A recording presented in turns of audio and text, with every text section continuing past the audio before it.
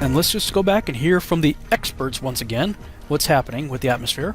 The science is the same of that of a lens. Here's a simple example. So if you're looking at Chicago here, just maybe now you can just see the top of the Sears Tower, and if our simulated temperature inversion moves into place, hopefully now you can see pretty much all of Chicago, see all the lower buildings, including what's at ground level. So the atmosphere really is acting like a lens. Yes. Again, based on that imagery that I saw looking 46 miles across versus 0.6 miles across, I really do believe that, just like the experts said, the globalist guys, these are people who believe in the globe now. They are the ones that said, hey, the atmosphere really is acting like a lens, and they put a lens in front of the camera to show how it works. So I'm just doing what they're doing. I'm using the same logic that they're using, the same science that they're using. And, science is all about testable, observable, and repeatable data, right? So, to alleviate the problem of distorting the edges because the magnifying glass ring is too small, I went on Amazon and I got these plastic magnifying sheets and came up with another way of doing the same thing using the sheet right here. Set the city up, a little cutout of the city, and now I've got the big magnifying glass sheet. Bring the camera right up to the lens. See, that's the normal view of the city. Now let's back up again. The science is the same of that of a lens. Here's a simple example. So if you're looking at Chicago here, the atmosphere really is acting like a lens. Yes.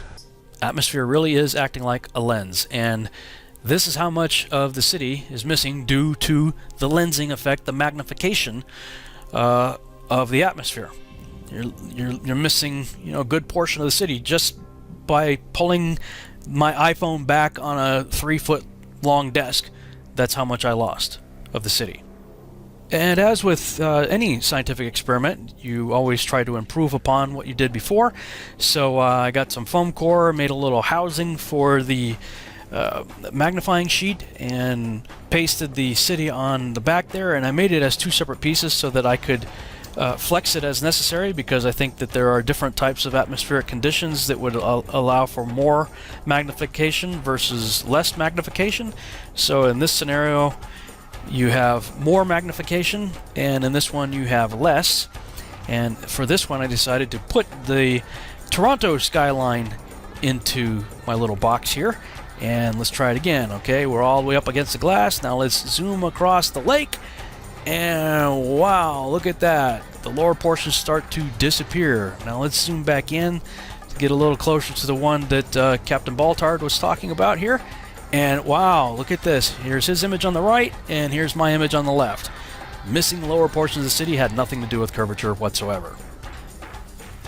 And this, of course, is my answer to the meme that you've all seen being passed around on Facebook showing the missing part of buildings is absolute proof of the curve. No, not really. But, okay, here's the part I really wanted to show you guys. I was already in the process of modifying my experiment, so here's what I came up with. I've got my magnifying sheet frame, and I created a little stand to paste the sun on it and keep it the same height over the flat surface of a table, so the sun is always going to be parallel with the surface. And check this out. Alright, here's the first test of a sun moving over a flat surface, and with no atmospheric magnification it does what we might expect it would. It gets smaller as it goes away from us. Alright, now let's see what happens when we add in our atmospheric magnification. Again, water and refraction. Water causes magnification and refraction, right? So let's bring the sun back. Oh, check this out. Refraction bends the light downward. It made the sun set on a parallel surface. As it was moving parallel, the same height, the whole way over a flat surface, the refraction caused the sun to set. Not only that, well, let's bring in the beginning of that little test, and we see that it maintained pretty much the same size too. Pretty close.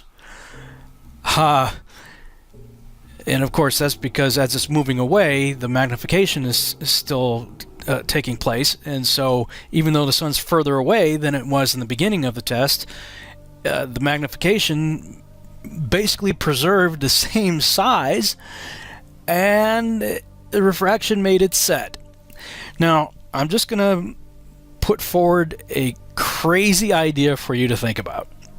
And that is, if Rob Skiba could figure this out, I'm just going to go out on a limb here. I think it's quite possible that the creator of the cosmos could have figured out the same thing and engineered our beautiful sunsets, thanks to all that water he placed in our atmosphere. Just something to think about.